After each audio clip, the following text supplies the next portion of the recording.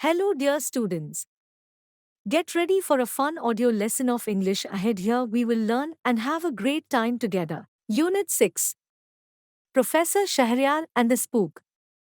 I have believed, for a long time, that one day things such as ghosts and witches, telepathy, and prophecy will become subjects for scientific study. I have heard first-hand accounts of encounters with ghosts from people who are sensible and trustworthy, and not given to irrational flights of fancy. So I have not been able to dismiss the concept of ghosts or life after death as complete nonsense. Mind you, I have never had such an experience myself. A Chinese magician was once successful in hypnotizing me. I, on one occasion, had to struggle with an invisible enemy and seen an old man turn a heap of bones into a living, breathing creature. But I have never come face to face with the ghost of a dead man. It was possibly for this reason that, of late, the desire to see a ghost was growing stronger in my mind. I kept wondering if there might be a scientific way to make an apparition present itself. Naturally, in this case, chemicals and scientific instruments alone could not achieve anything. What was required was concentration. I had to have that, as much as I could muster, for there would be no point in being able to see any ordinary ghost. I wanted to call the departed souls of specific people to my room, talk to them, and then send them back to the other world. If I could bring them as real people who could be felt and touched, if I could shake hands with them, then that would be my biggest achievement. An achievement for science. As a result of my hard work over the last 3 months, all my careful research and craftsmanship, my new machine called Neo-Spectroscope is now ready. The term spectro is related to spectre here, not spectrum. And it is new, for no one has ever built such a machine before. A detailed description of this machine is already given in my main notebook.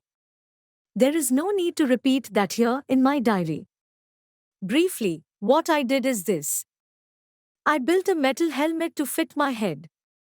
2 electric wires come out of this helmet, which go into a glass ball filled with a solution that I have made. Soaking in that solution are 2 flat pieces of copper. 2 wires are connected to the pieces.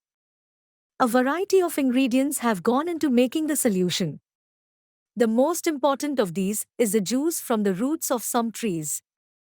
When this solution is heated over a gas burner, thick columns of green smoke rise from it, forming a column that shoots up to a height of 5.5 feet. Rather extraordinarily, it does not spread anywhere, but remains hovering over the glass ball. It is through this column of smoke that a ghost is supposed to appear.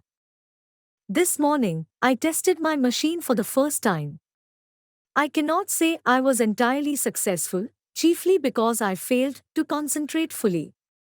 Just as I was going into my laboratory, I saw Newton pounce upon a cockroach in one corner of the veranda and killed it with his paw.